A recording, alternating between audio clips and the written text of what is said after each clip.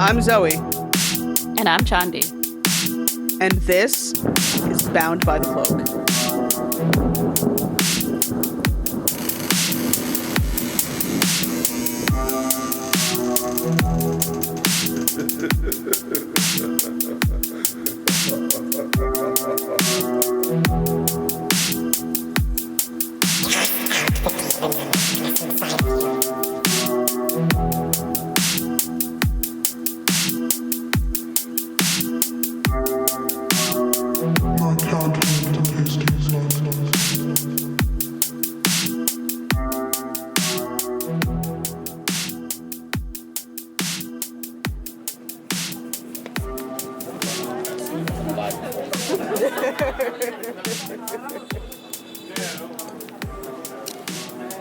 It's a dark and windy night in the middle of October, and there's a definite chill in the air. The night is alive with the sights and sounds of traffic in the background and the distant rumblings of the subway beneath your feet. Autumn is in full swing here, and it's evident with the Halloween costumes, decorations sprinkled throughout Greenwich Village and the surrounding areas. Washington Square Park is filled with locals and tourists alike. The music in the background fills a void and creates the perfect level of ambience. There's something in the air here, and you can really, truly feel it. There's a kind of convergence of energy. It's a feeling of playfulness and kind of a magic, if you will, as well as the feeling that there's something more to this place. There's something deeper, richer, and darker here. It's the perfect night to explore the darker side of the city's history that you don't get to see or hear about all that often. As I've said before, you can feel it in the air, but you can also feel it beneath your feet, even deep inside the many layers within the fabric of the city. If you look closely, on select nights, you'll see uniquely dressed individuals waiting at the entrances to Washington Square Park for a group of people to assemble that are eager to explore the darker side of New York City's history. These folks, they're here for the various haunted and truly macabre walking tours that take place throughout the city, especially downtown. There are several companies that offer these walking tours around Halloween in New York City. Haunted Manhattan is where horror, history, and humor meet. We'll be doing a tour of 13 haunted locations in Greenwich. Before we begin, a few caveats, warnings, prohibitions, etc. This is a ghost tour. What is a prerequisite of ghosts? Yes, Aaron, very good. Death. People died, very rarely in nice ways, very rarely after a long, full, and happy life. So, there is a content warning on this tour. Some of the stops are more grisly than others. If it gets too much for you, you don't have to leave the tour. Just go a little bit out of earshot and join us at the next stop, because not all the stops are of equal serious nature, shall we say. Some stops are short, some are long, some are funny, some are macabre, some are spooky. Also note, this is not a haunted house. If someone jumps out at you from behind a bush, run. I am Professor Henry Clerval of Haunted Manhattan. I am a world-famous professor of oral history, specializing in the supernatural, specifically ghost stories. And I may or may not have a doppelganger named Joseph Salvatore Nipper, who is a off-Broadway actor and sometimes voice actor and singer and all sorts of wonderful things. And I got into tour guiding because I auditioned for this because I love Halloween things. I've been in haunted houses for many years, but as I was getting later and later in my 30s, I realized that I was less and less willing to stay up for 1 a.m. for $15 an hour. And so I decided that tour guiding was the way to go, although I didn't know it until Haunted Manhattan hired me, and I loved it. And I had one of the best Halloweens ever last year. I joined them 13 months ago, and I realized that tour guiding was a new passion, and now I'm also an out-of-character tour guide as well for some other companies doing historical sites around New York City, and I'm building my tour guide reading list and research. In the spirit of Halloween, we went ahead and did a tour ourselves. We did Haunted Manhattan's Greenwich Village tour, and we absolutely loved it. I'll be honest, we were a bit freaked out. Hold on. No, you were a bit freaked out. I was fine. Fine. It was just me. But the tour was so worth it. We wanted to know more about Haunted Manhattan, how they got started, why they got started, and also just more about New York City's haunted history. We spoke to Robert Gonyo, the co-business owner of Haunted Manhattan. Hey, Robert, welcome to the podcast. Hello. How are you doing? I'm doing great. Thanks for having me. Thanks for being on the show. So, can you just tell us a little bit about yourself? Primarily, I identify as a theater artist. I am a theater director, sound designer, sometimes actor, often voice person. And I also, it started as a side hustle, and now it's more one of my main gigs is I lead tours around New York City and co-run a company called Haunted Manhattan that focuses on telling ghost stories about historical areas of the city. That sounds really awesome. What can you tell us about Haunted Manhattan?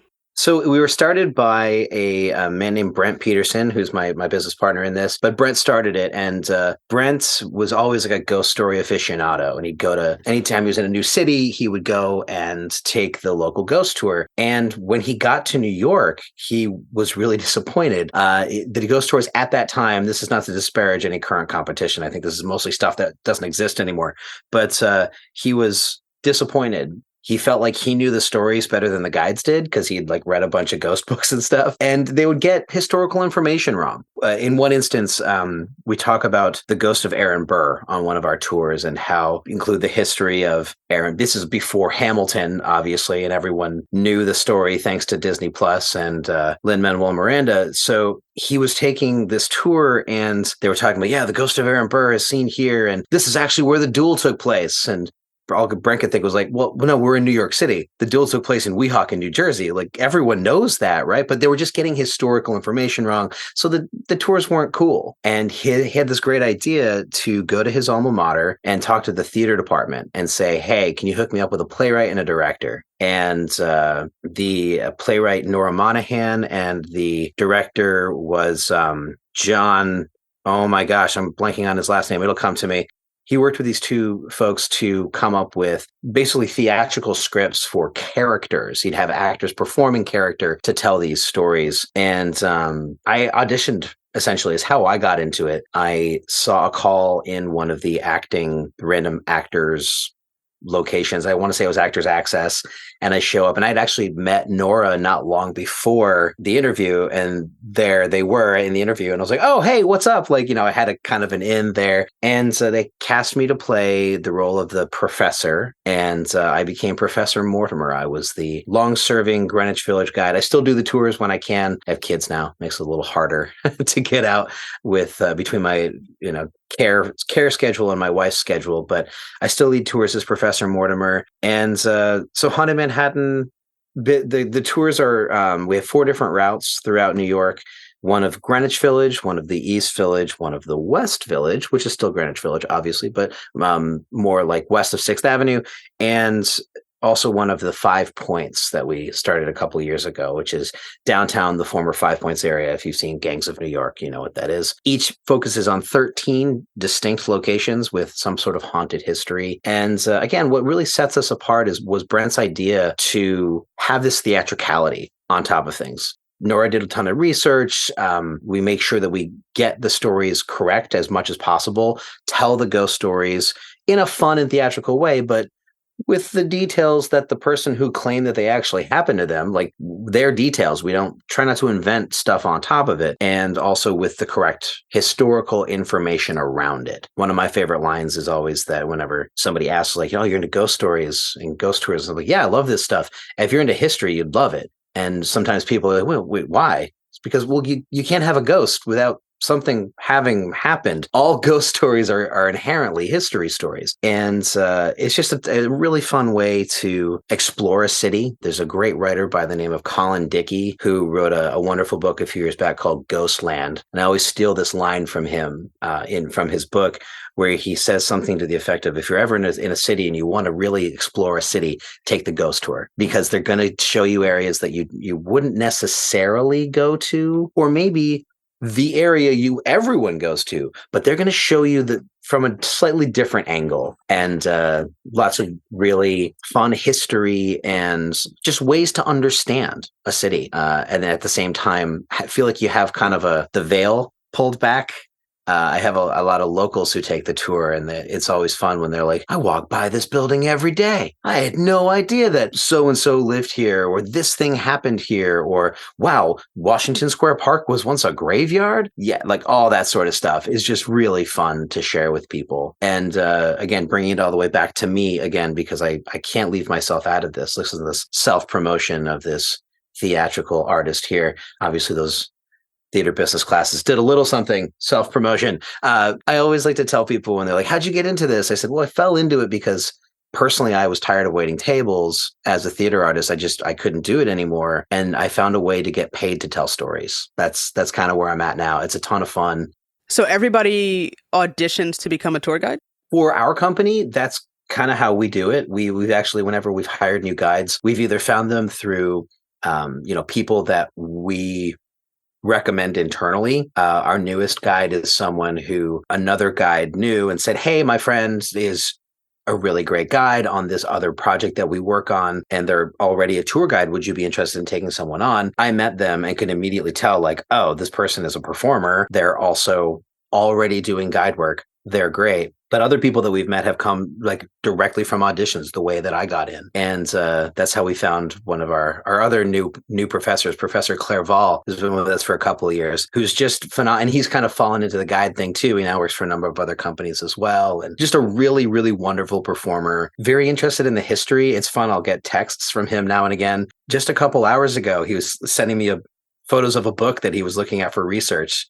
Like, oh man, I can't wait. Oh, like, how do you like this hat when I do the Blackwood character? What if I went with this? He's just very engaged, and it's a lot of fun to meet these really wonderful performers and give them a gig. It's definitely a gig. It's unfortunately for all of us, even those of us who run it, this is not like I always tell people, like, it can't pay your rent. There's just not, the ghost tour business is not that lucrative, unfortunately, but it's a super fun gig for someone who essentially gets paid to perform.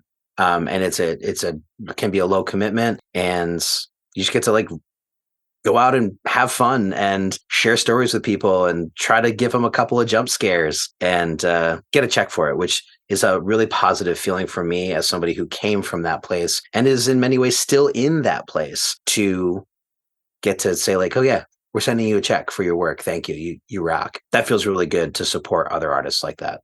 So it seems like you're a natural storyteller, and people who are in this business kind of have to be. You're also a podcaster. So what's going on with that? I'm a professional dilettante. I do everything and nothing at the same time. I got into podcasting actually because you might be able to tell with this dulcet baritone that obviously I should be involved in the world of voiceover. But really, I really wanted to get into voiceover, and I didn't have a reel, I didn't have a demo, I had nothing to show.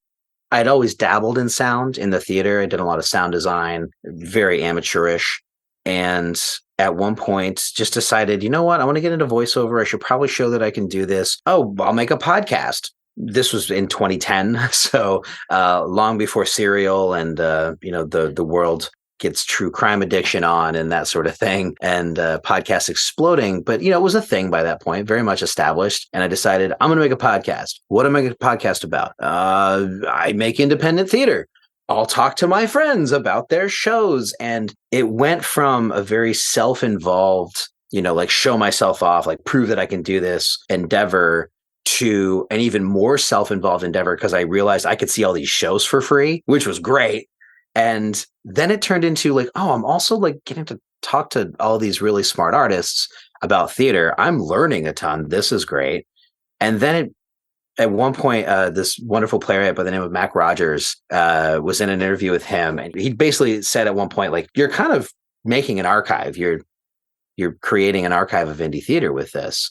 And I started to think of it even more as like, this is kind of a community service at the same time, which was really like a good feeling. So I'm really glad that still goes. It's called Go See a Show is the name of the podcast. I think I'm 376 or 77 episodes deep.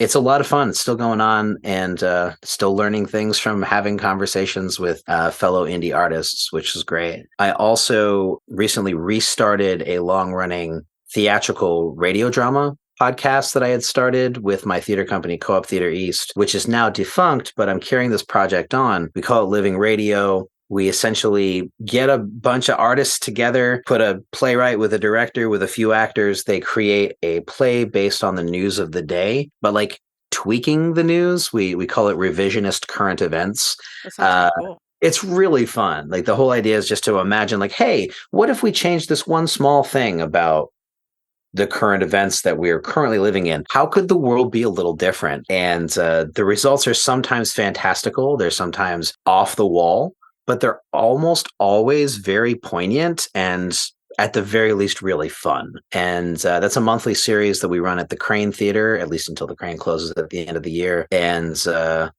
so I podcast those. I had a podcast going in the guise of Professor Mortimer, actually, for a long time that hopefully will someday be revived, but it was a lot of work, called Apparitions. I think there's 10 episodes or so you can still find out in the wilds of the internet, which is new radio horror drama, which is a ton of fun. And I'm about to launch another one with my uncle where we talk about comic books just for fun, called The Lonely End of the Rack. So that'll be coming up real soon in your pod feeds. You can hear my voice everywhere. Ghosts don't generally appear in graveyards. There's no attachment. However, that does not mean the park is not haunted, because people do have emotional attachment to it in life. And so we do see ghostly Lenape Algonquin, who wander through the park sometimes, hunting and fishing, as well as Edgar Allan Poe. However, my favorite ghost story takes place a little closer to the modern day. Obviously, you guys have a bunch of different tours going on for Haunted Manhattan. Which one is your favorite, and why? This is the hardest question. Business owner answer is they're all wonderful. I love them all equally. They're all great. And that is true. But my favorite is the Greenwich Village tour, just because it's where I started. I helped to, in many ways, shape the way the tour is now by kind of working with Nora to figure out what the route should be. We had a different route when I first started. And then I, through experience, because I was the one out there actually doing it every night, I was like, this long walk doesn't make sense. What if we went here, here, here? And then if I told this story here, we could call back to this story. Like I helped to shape it, had done it so often that by the time I was training other people to do it, at one point literally sat in front of my computer and just kind of like wrote in word for word. Just wrote the tour. Now, that's not always exactly how I say everything, but it's so deep in my brain, like the beats of how to do this. I just know it. I know it so fully. And it's a great mix too, which I really like. It's a really good mix of good American history, some literary history, a lot of theatrical history, creepy stories, fun stories, a couple of jump scares, a couple of just silly anecdotes, bad dad jokes, everything. It's all in there. And I love the blend of it. So that's my favorite tour. But really, whenever somebody calls and asks, oh, I see you have several tours on, which one should I take? My go-tos are that the Greenwich Village tour is the best kind of blend of everything. If you're into a little bit of wry humor, but also some pretty creepy stories, some fun stories, good history mix, that's the best blend. The East Village, whenever we've had somebody call for like a bachelorette party, which we get a ton of, or, it's my friend's birthday, we want to like have some drinks and go do a tour. I'm like, take the East Village tour, especially our OG guide there, Frankie, our dearly departed Frankie. She didn't die. She just went back to Australia, where she's from. She's an incredible tour guide, but she helped to shape that tour. And she would always just be really great and like a fun guide. So that one also has some great jump scares, some great history, similar, like great blend of, wow, that's an interesting ghost story. And oh my God, that's horrifying ghost story. Like I love that it has a good blend. And it's also the East Village, so you can't go wrong. Like you land around a ton of like different things to do when you're done the end of the tour. The West Village, I always recommend to folks if they are a little bit more squeamish or if they have kids. There's no blood and guts on that tour. There's some genuinely creepy stories, don't get me wrong. Like it's definitely still a ghost tour, definitely some chills.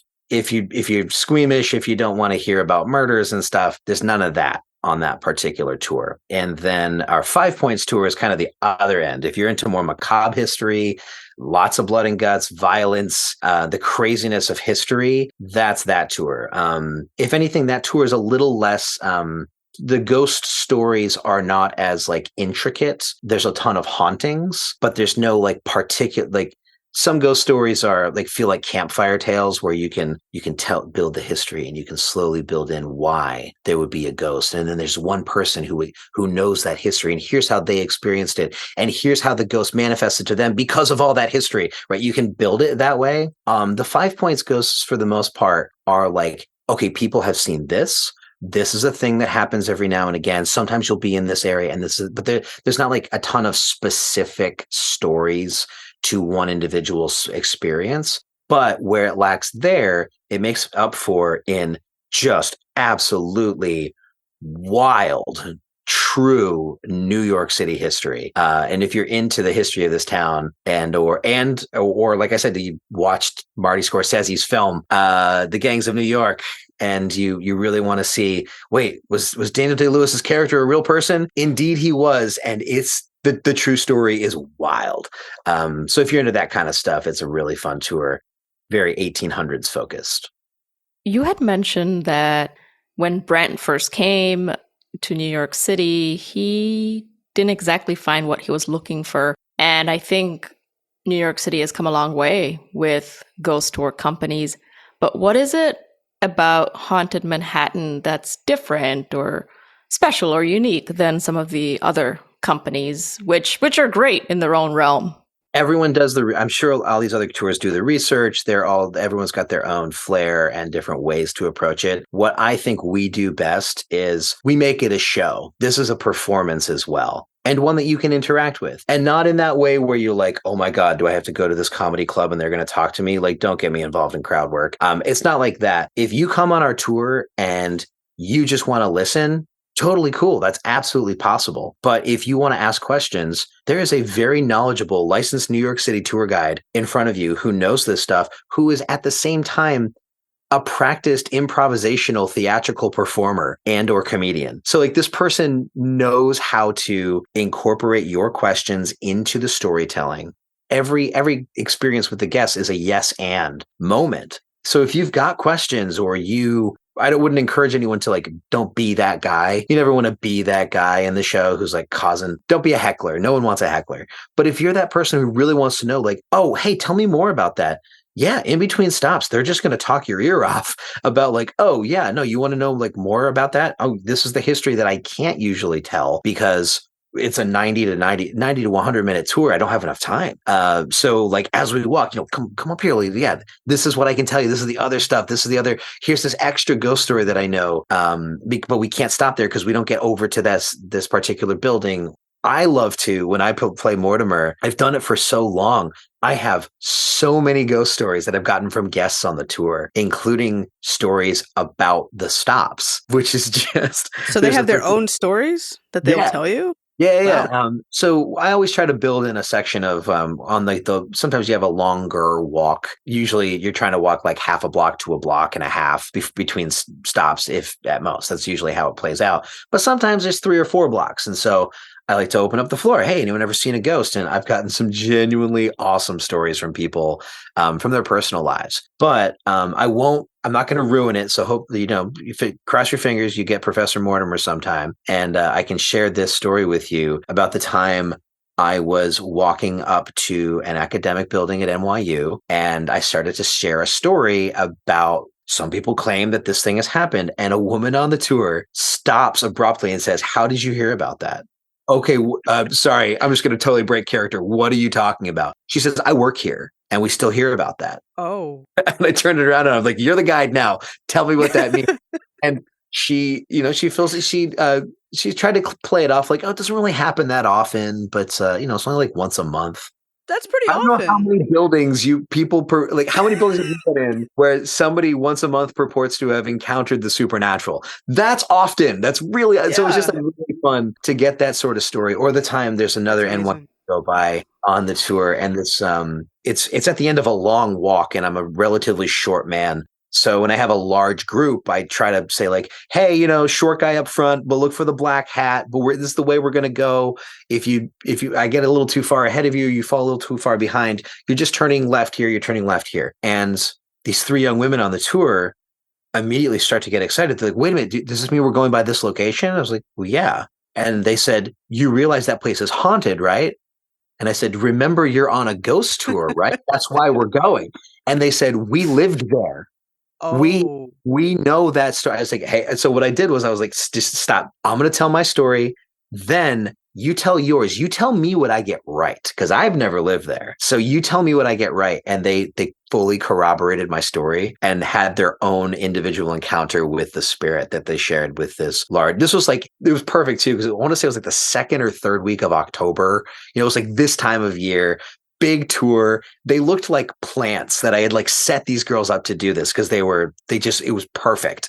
But it was so great that I've now incorporated it into the tour. So all of that is to say, to go back to your original question, it's stuff like that. I think we've got a long history. This is our 10th season, full season. I want to say the actually been running for 11, but 10th full season. And we have a lot of stories like this that we've accumulated, incidents with guides of people on tours who have, because it's not just me, like other guides have had this happen to them. And we've built up a good little cache of great personal stories that we can share and or firsthand stories that we can relate. Plus, there's something about having a theater performer performing in character, riding that line between like, am I this kooky poet in the West Village, or am I just another theater artist who's a tour guide? Maybe you'll never know. It's a really fun night. So if you want that blend, I think that's what makes us really special. Where Brent's tagline that he came up with is brilliant, which is Haunted Manhattan is where horror and history meet. I think what I've been able to, bring out a little bit more strongly as I've helped to carry the company forward is we also don't forget the humor. So it's horror, history, and humor. So if you want a fun time and you also want a little bit of spookiness and so a good dash of history, we're the best blend of all those things. Those are like my 2 favorite things on earth, horror and history. Obviously, you have different types of people that come on these tours and really enjoy them. And you had mentioned, I think you had said, what is it? You said a bachelorette party? We get a lot of those, yeah. Really? I never would have. I never would have thought. But that's really cool that so many different types of people, are going on these ghost tours. Do you have a lot of tourists, or is it mostly locals? That is a great question, and it was surprising to me when I started to piece together who the audience was. I've never really done like the analytics to break down the area codes of people's phones or like where they're booking for. We haven't really gone that deep, but in my personal experience as a guide, I can kind of break it down into thirds. There's 1/3 that is tourists, people from out of town who come to New York. What are we going to do? Let's find something interesting. Let's take the ghost tour, or like they find us some way. 1/3 tourists, 1/3 bridge and tunnel. So there's a lot of folks who are like, yeah, no, we live in Jersey. We're coming to the city for the weekend. We're just down from Connecticut for the night, like that sort of thing. A lot of people within a half hour to 2.5 hour radius.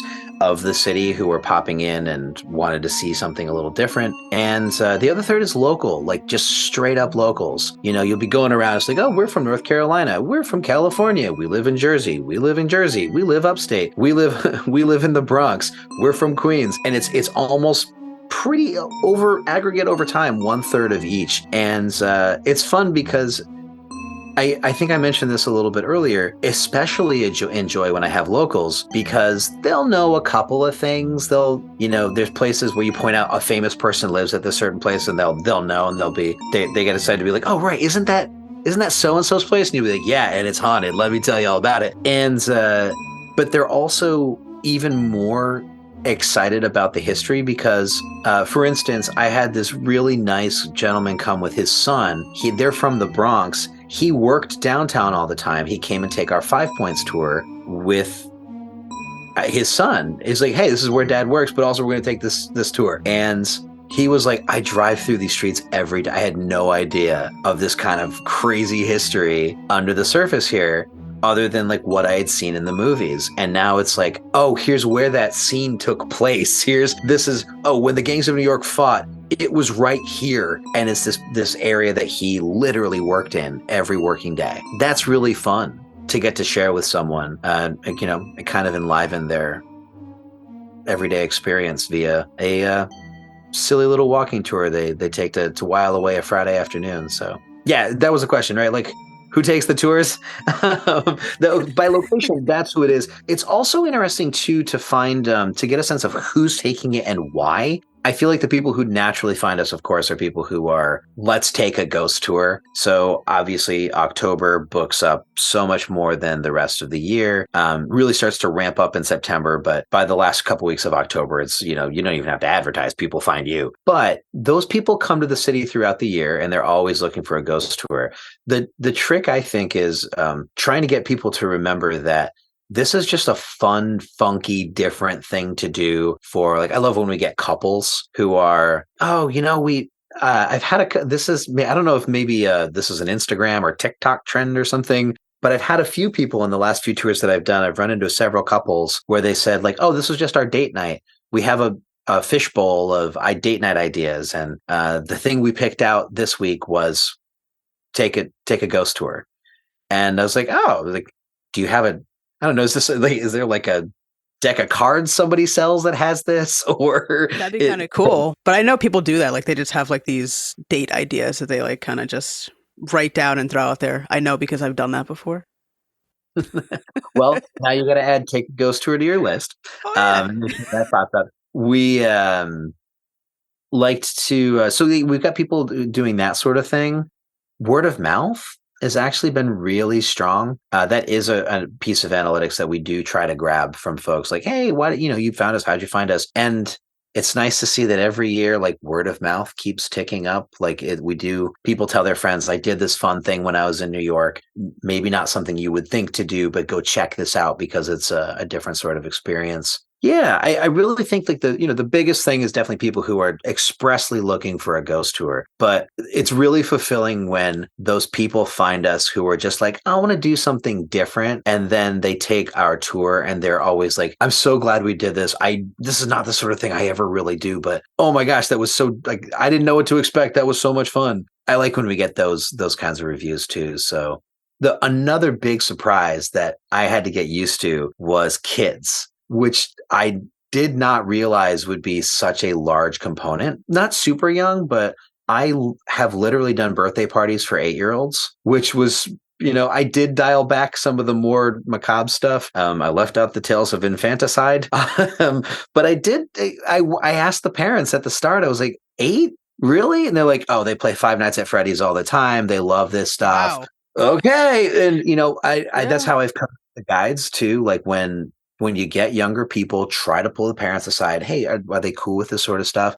We're always open to adjust, like, and the guides are prepared and know how to like dial it back and not, traumatize a child with a story. Because there are some rougher stories, especially on the Greenwich Village and East Village tours have a couple of pretty brutal stories. But you can always tell them in such a way where you can elide over the really awfulness stuff and just get to the stories, the ghostly components. But Two, I literally cannot think of a time when I have mentioned this to a parent, even of like really young kids.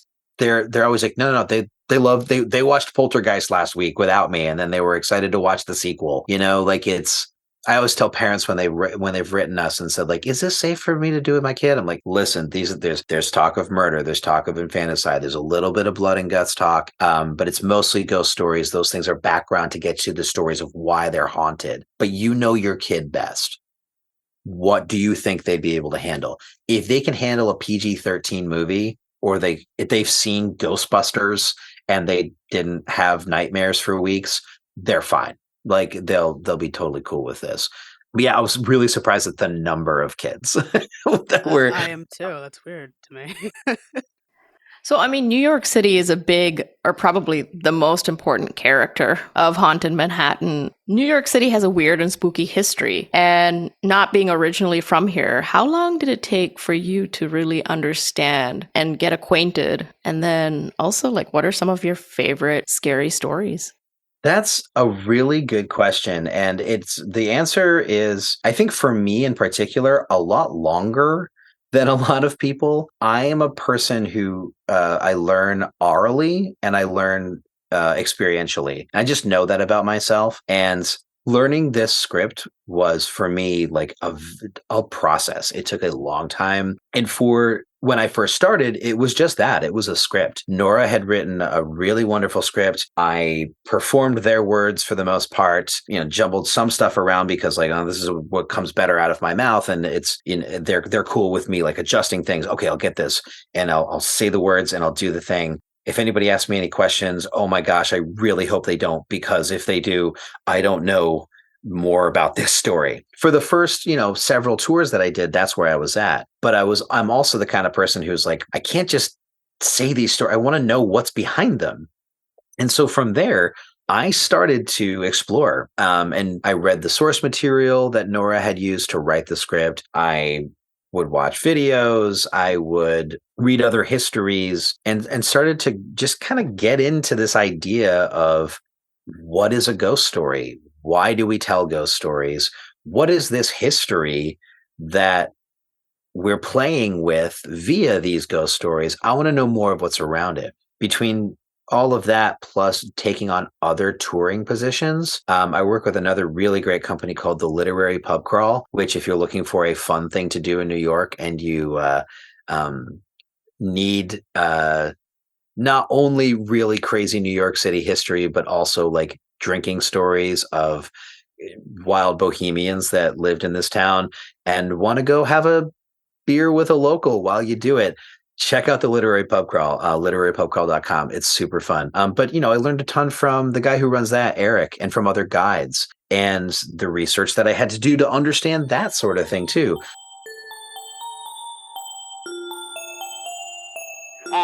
Aaron Burr has also been seen in the tavern, one if by land, two if by sea, in the West Village, take our West Village tour too, dining with his daughter, Theodosia. If you do see him, be careful.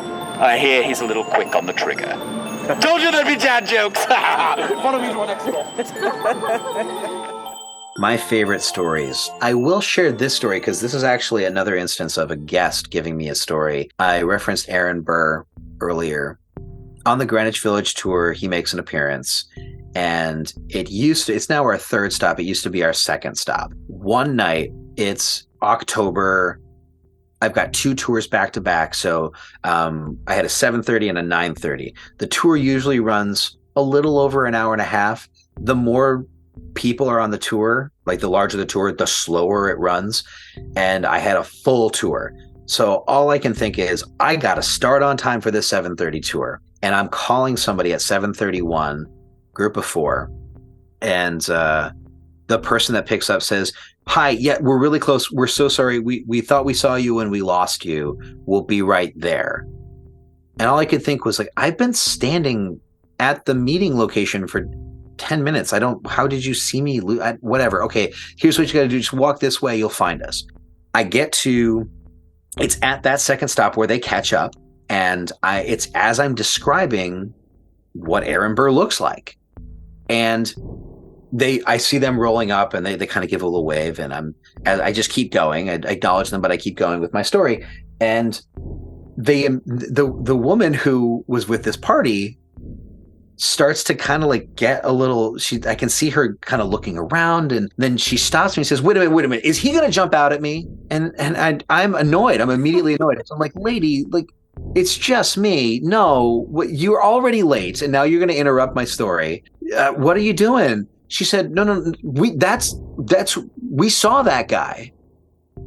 And so I'm immediately like, wait, what do you mean you saw that guy? They said, look, so the reason we were late is they had walked into the park at a different corner than where I was to meet them. They were going to walk to me, I guess, or they misread our email, whatever. But they come into the park, and she says, we saw this guy who fits the description you just gave, and he looked like the kind of weirdo who would lead a ghost tour. So we were pretty sure that must be the guide. She says, and we tried to go up to him, but it was like he turned into the park, and we lost him in a crowd of people. It was like he disappeared. And I had to say to her, like, okay, so hang on. You're about to find out who that person is, but you might have seen a ghost on a ghost tour. And like, I kind of kept it going, and then revealed later, like, this might have been the ghost of Aaron Burr. Maybe she just saw one of the many weirdos who hang out in Greenwich Village in October on a Friday night. But it's a fun story. I really hope that's exactly what happened to her. But either way, as with all of these stories, I always like to like make sure I remind people, you don't need to believe in ghosts.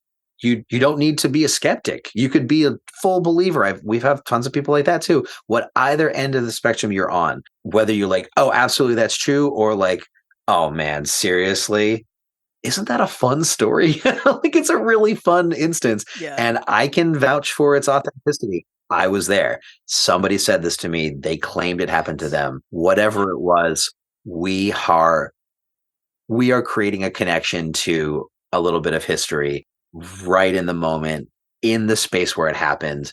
And I think regardless of its, veracity, that's a beautiful thing. There's a truth in that.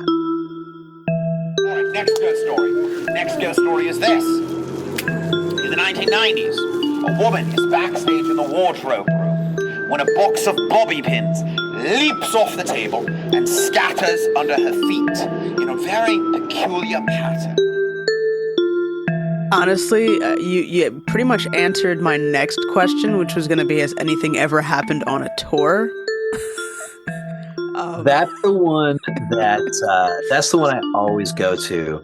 We've had people who like to try to like take pictures of like orbs. I've had women on the tour who were like, this one particular group that I'm thinking of, they tried to capture orbs on tours, which was, I guess, is a thing, or they called it orbing. I don't know if this is something they made up or honestly, but they liked to just like take pictures of places and try to catch strange glows. And they were pretty sure they had a couple that they caught on the tour. I had somebody convinced they saw a dog do weird things around a place. Like the dog, once it got to a property line of a house that we talk about, they were like, I was sure this was going to be the next place that you were going to talk about because I saw this dog walking ahead of us. And the minute it got to the property line, it like walked. So it was like almost out into the street and then came back once it got by the house. Like the dog was obviously freaked out by the house. I've had a couple of things like that. What about you personally? I love taking other people's ghost tours because it's like being a theater. I am a theater artist, and it's like when you're a theater artist, and I've had people say to me, like, doesn't it ruin everything for you because now you know what's behind it all? It's like, no, it's just you look for different stuff and you look for things to steal. And I've stolen some great bits from the Madman of York. If you're ever in York, Maine, that guy's awesome. That I've taken. I've also took a really fun tour in Cooperstown, New York, which was just not the place you'd think you'd get a great ghost tour, but it was super fun. Yeah, I love taking other tours, but it's like seeing things that you know really well, so you can pick up on, I know why they're telling this story this way. Like, oh, I should try. Oh, let me steal that kind of way to do a reveal, or just little things that you can grab onto and also just appreciate the craft and how other people approach it. That's a ton of fun. But as for me actually seeing something, no. And whenever somebody has asked me on the tour, because it almost invariably comes up when I ask, has anyone here ever seen a ghost? If there's been tours where like even full tours where people are like, nope, none of us have. And somebody will always turn it back to me and be like, what about you? What have you seen? And I'm like, I have never seen something and I never will. And the reason why is my brain works super logically. And in the event anything ever happened, I would find a way to justify it. I would like some sort of strange shadow out of the corner of my eye. Well, obviously it's my glasses doing some sort of weird reflection. Hear a strange sound. Well, I live in New York. There's strange sounds everywhere. It just, I know that I would find a way to rationalize it because that's just the kind of person that I am. I wish I had a better story for you there, Shandi, but I'll never see a ghost. Historically, and from the research you've done, what is the most haunted part of New York City? I'm just going to give you the broad answer, which is like everything at the bottom of Manhattan, essentially. Basically, the place where people have been the longest in a concentrated way. Obviously, this land was inhabited by folks before the Dutch got here and before the English took it over and before they started carting in tons of people of African descent and displacing the First Nations who were here. But once New York became New Amsterdam and then New York, the concentration of so many people living on top of each other and so many stories, it all takes place down at, the bottom of the island and then up to places like Greenwich Village and what we now call the East Village, which was formerly the Lower East Side. And you have any place where you have a ton of history on top of each other. I always like to call, I learned this word at one point and I love to use it. It makes me sound super smart, but it's a very good word to describe a city. It's the term palimpsest, which is essentially like a sheet of paper that's been written on, erased, then written over again. And that's what a city is. You are constantly redoing over on top of it. And I think between the fact that you have, again, all of this large concentration of people, this abundance of stories, this abundance of storytellers living in this particular city. I mean, where we tell this great fact on the Literary Pub Crawl that between 1920 and 1925, it's estimated that fully 50% of all American literature came from Greenwich Village. That's an insane stat.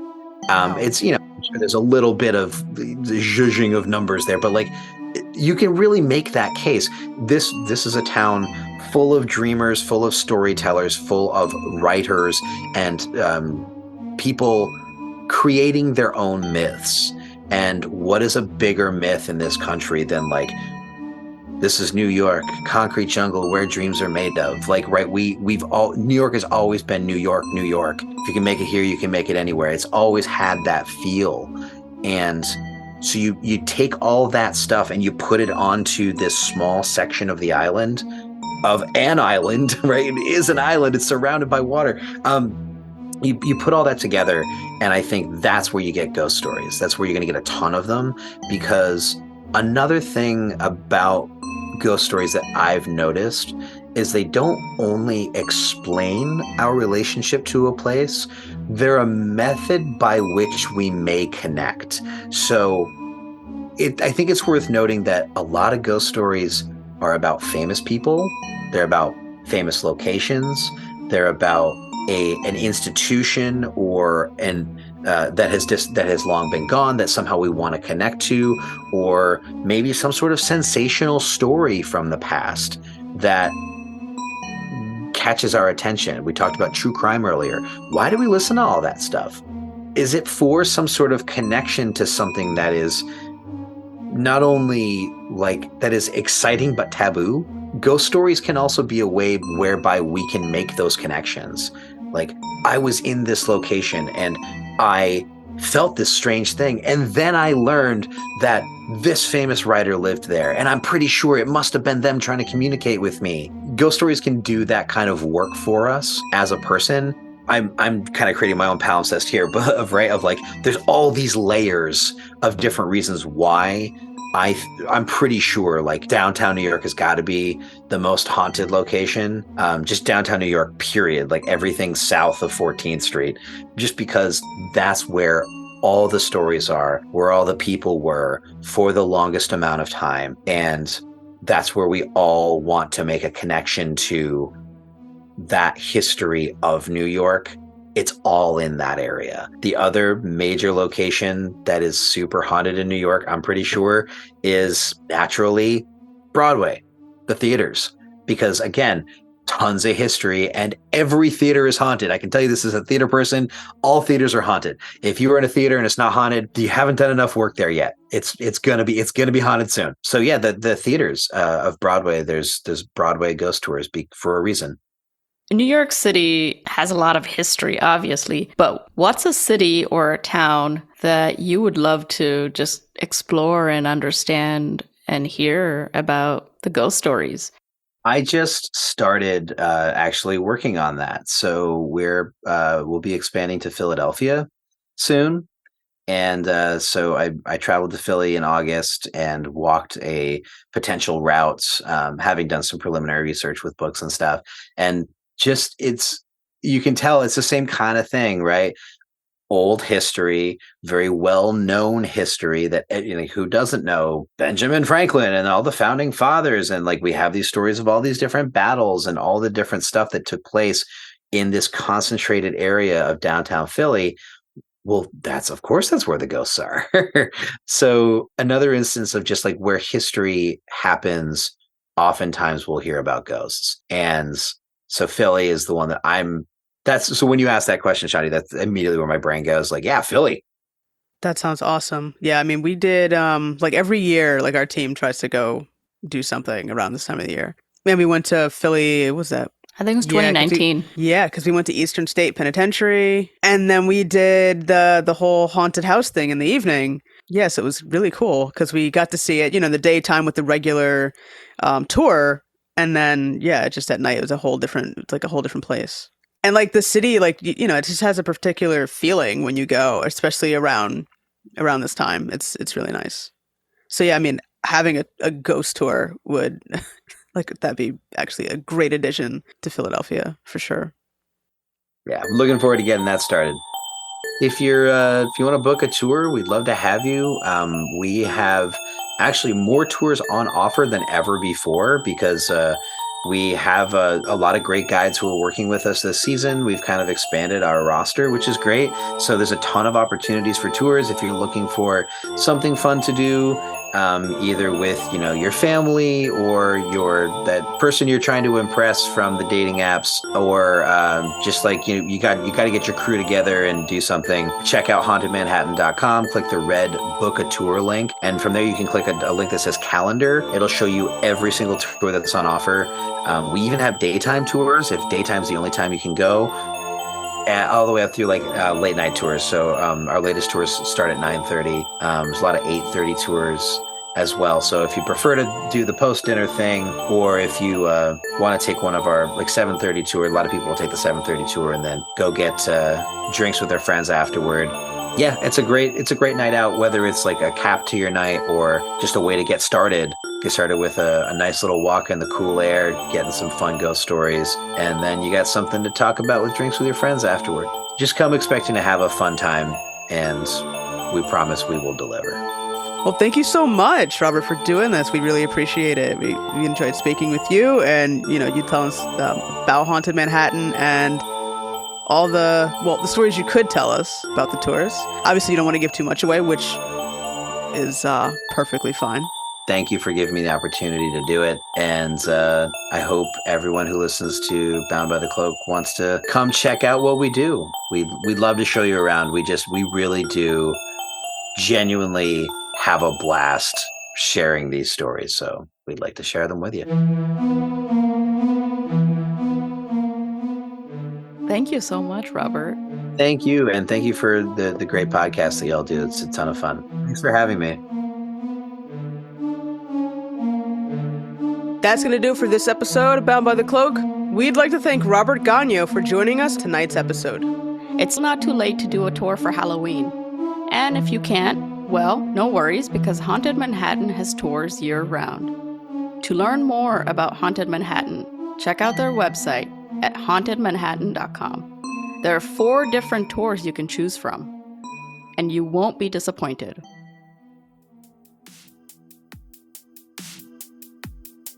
You can follow us on social media. We're on X, Instagram, Threads, and TikTok. Don't forget to like and subscribe to our podcast. You can find us on Spotify, Apple Podcasts, Good Pods. And if you like what you hear, let others know. Spread the word about Bound by the Cloak. Thanks for tuning in to this very special episode of Bound by the Cloak. Until next time.